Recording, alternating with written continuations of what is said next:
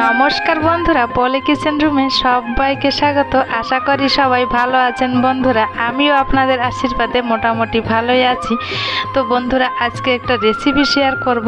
জানি না অনেকে হয়তো রেসিপি করেছেন, আবার অনেকে হয়তো করেননি। তাহলে দেখে নিন আজকের নূতনত্ব রেসিপিটা।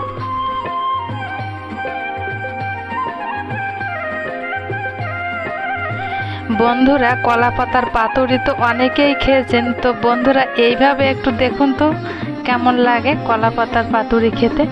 তো এই দেখুন বন্ধুরা, এখানে আমি 4 পিস মাছ নিয়েছি, তেলাপিয়া মাছ। তো মাছটাকে পরিষ্কার করে ধুয়ে নিয়েছি।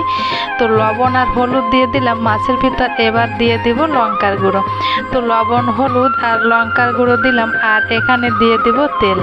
তো এখানে আমি তেল দিয়ে দিলাম, এই দেখুন এটা সাদা তেল দিয়ে দিলাম। এটা যে কোনো তেল ব্যবহার করতে পারেন। তো আমি সাদা তেলটাই ব্যবহার করলাম। আপনারা চাইলে সরিষার তেলটাও এখানে দিতে পারেন। তো তেলটা দেওয়ার পরে ভালোভাবে আমি এই মাছগুলোকে একটু হাত দিয়ে মাখিয়ে নিব, যাতে মাছের ভিতর লবণ, হলুদ আর লঙ্কার গুঁড়োটা ঠিকঠাক যায়। তো এই দেখুন হাত দিয়েই কিন্তু এই মাছটাকে আমি মাখিয়ে নিয়েছি। তো বন্ধুরা, প্রথমেই একটা লাইক দিয়ে আমার ভিডিওটি দেখা শুরু করবেন, এটা আপনাদের কাছে অনুরোধ রইল। তো এই দেখুন মাখানো মাছগুলোকে আমি কিন্তু একটা বাটিতে এবার তুলে নেব। তো এবার বাকি কাজগুলো করে নেব। দেখতে থাকুন বন্ধুরা, সঙ্গে থাকুন আমার। তো এখানে এই যে মশলা মেশানো এই গামলাটায় আমি এখানে দিয়ে দেব এই দেখুন পেঁয়াজ কুচি আর কিছুটা রসুন কুচিয়ে নিয়েছিলাম। তো এই রেসিপিতে পেঁয়াজটা অবশ্যই ব্যবহার করবেন, যেহেতু তেলাপিয়া মাছ পেঁয়াজটা ব্যবহার করবেন, বেশ ভালো লাগবে খেতে। তো রসুন পেঁয়াজটা দিয়ে আমি একটু লবণ দিয়ে দিলাম, যাতে পেঁয়াজ রসুনটা বেশ নরম হয়ে যাবে। আর এখানে দেখুন হলুদ গুঁড়া দিয়ে দিলাম, আর দিয়ে দিব লঙ্কার গুঁড়া। আর এখানে কিন্তু আমি কোনো রকম আর অন্য কোনো মশলা, জিরার গুঁড়া, ধনের গুঁড়া, গরম মশলা এগুলো কিন্তু আজ ব্যবহার করব না। তো এখানে লঙ্কার গুঁড়াটা দিয়ে দিলাম। এবার হাত দিয়ে এই পেঁয়াজ রসুনটাকেও কিন্তু আমি মাখিয়ে নিব। আমি কিন্তু এখানে আদা বাটা দিইনি, আপনারা চাইলে আদা বাটাটাও দিতে পারেন। তো আমি এখানে পেঁয়াজ রসুন মাখিয়ে নিলাম, আর একটু তেল দিয়ে দিলাম। তেলটা কিন্তু একটু বুঝেই দেবেন, কারণ এই মাছটা তো ভাজা হবে না, এই কলা পাতার উপরই হবে। তার জন্য তেলটা তেলের পরিমাণটা একটু ঠিকঠাক রেখেই দেবেন। একদম অল্প তেল দিলে কিন্তু খুব বেশি একটা ভালো লাগবে না খেতে। তো এখানে দেখুন বন্ধুরা, কলার পাতা নিয়েছি। তো পাতাটাকে আগে থেকে ধুয়ে জলটা ঝরিয়ে নিয়েছিলাম। জাস্ট পাতাটা শুকিয়ে গেলে এবার আমি এই পাতার উপর তেল ছড়িয়ে দিলাম। তো সাদা তেল দিয়ে হাত দিয়ে একটু মেখে নিলাম। আর এই যে মাখানো যে মাছটা, ওটা আবার পেঁয়াজের ভিতর দিয়ে দিলাম। তো পেঁয়াজের ভিতর দিয়ে আবারও কিন্তু আমি একটু তেল দিয়ে দিচ্ছি। তো তেল দিয়ে আবারও আমি পেঁয়াজ রসুনের সঙ্গে মাছটাকে বেশ ভালোভাবে উল্টে পাল্টে একটু মাখিয়ে নিব। তো দেখুন বন্ধুরা, পরবর্তী কি কাজগুলো করি। তো মাছগুলোকে কিন্তু বেশ মাখিয়ে নেওয়া হয়েছে। এবার আমি এই যে মাখিয়ে রাখা তেলের যে কলা পাতাটা ছিল, এই কলা পাতার উপর মাছগুলোকে কিন্তু এক এক করে আমি সাজিয়ে দেব। তো বন্ধুরা, এখানে তো আমি তেলাপিয়া মাছ দিয়ে রেসিপি করেছি। আপনারা চাইলে যে কোনো মাছ দিয়ে এই রেসিপিটা করতে পারেন, দারুণ টেস্টি হয় খেতে। একবার হলেও বাড়িতে এটা ট্রাই করতে পারেন। আর যারা আগে এই মাছ ভাজি খেয়েছেন তারা তো জানেন এর স্বাদটা কেমন। আমার কাছে কিন্তু খুবই ভালো লাগে বন্ধুরা। তো এই দেখুন আমি এই যে পেঁয়াজ রসুনের যে মশলাটা, ওটা দিয়ে দিলাম। আর মাছগুলোকে কিন্তু আমি একটু সাজিয়ে দিলাম। তো মাছগুলোকে সাজিয়ে দিয়ে এবার আমি এটাকে একটু কড়াইতে দিয়ে দেব। তো এই দেখুন মাছগুলোর কালারটাও কিন্তু, আর দুটো পাতা নিয়েছি। এই দেখুন দুটো পাতা কিন্তু অবশ্যই নিতে হবে। তো থালার উপর দিয়ে সাজিয়ে রেখেছিলাম একটা রুটি ভাজা যে চাটুগুলো হয়, ওই চাটুর উপর দিয়ে দিলাম মাছগুলোকে। তো মাছের এই রেসিপিটা দেওয়ার পরে এটাকে কিন্তু বেশ খানিকক্ষণ জ্বালিয়ে নিতে হবে। প্রথমে আমি মিডিয়াম আঁচে 3 থেকে 4 মিনিটের মতন রেখে তারপরে লো আঁচে রেখে দিব।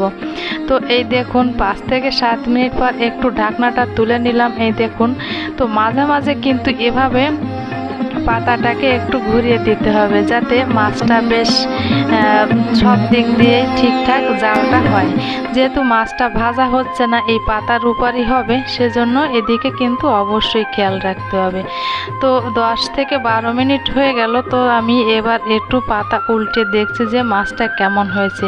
নিচের পাতাটা একটু পুড়ে পুড়ে আসলেই বুঝতে হবে যে মাছটা কিন্তু হয়ে গেছে, আর তেলও ছড়তে শুরু করেছে। তো এই দেখুন, এবার আমি অন্য আর একটা পাতা উপর থেকে দিয়ে দিলাম।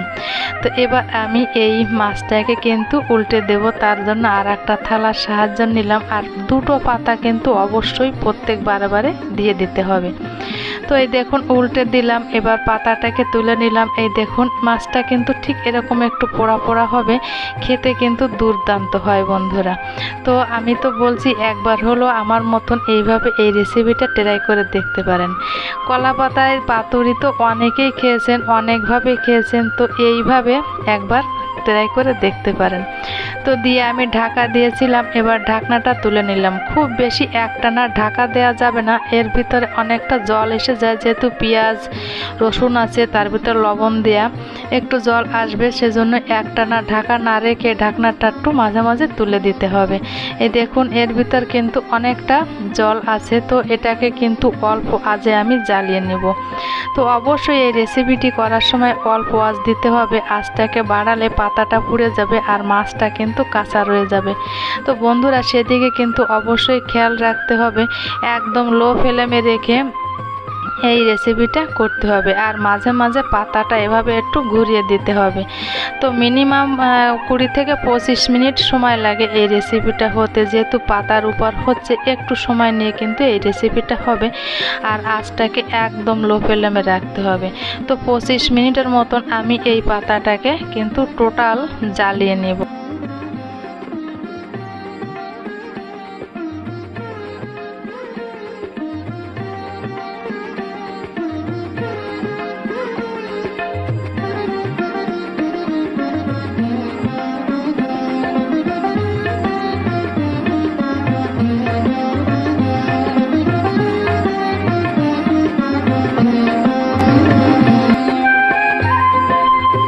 তো বন্ধুরা টোটাল 25 মিনিট জ্বালিয়ে নেওয়ার পর এটাকে আমি এই রুটি ভাজার এই গরম তাওয়ার পরে আরও 5 মিনিট রেখে দিলাম।